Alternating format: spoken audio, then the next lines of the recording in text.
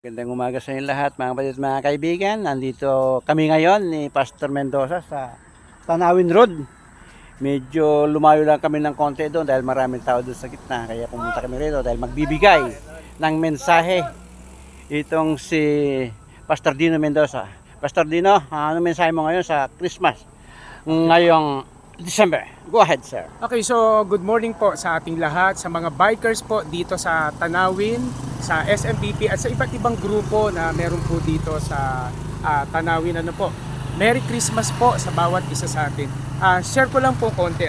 Sabi, let's be grateful for Christmas. Maging mapagpasalamat po tayo ngayong panahon ng Kapaskuhan. Bakit po?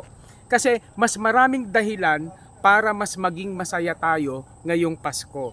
God has been so good to each one of us.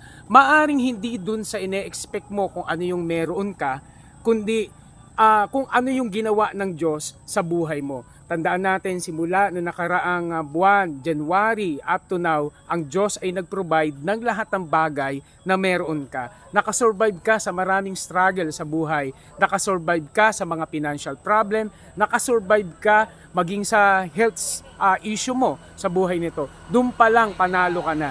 Kaya ngayong Pasko nito, alalahanin po natin ang katapatan ng Diyos sa buhay po natin. Sobra-sobra ang katapatan ng Diyos sa akin, sa iyo, sa ating lahat. Kaya naman, dapat lang tayo na magpasalamat, magsaya. So magsimula po tayo ngayong Pasko by saying, "Thank you Jesus for what you have done sa aking buhay." Again, Merry Christmas po sa bawat isa sa atin and a Happy New Year. Yun lamang po. God bless po sa lahat. Okay, napakaganda mensahe natin ngayon sa Christmas na ito mga kapatid dahil kailangan magpasalamat tayo sa Diyos sa gabay niya sa atin sa loob ng isang taon. Ito ngayon, yung kapanganakan niya, December 25, wala naman sa Bible na kung anong date, o month, pero nakalagay naman doon sa Bible na naipanganak ang Mesiya na si Jesus.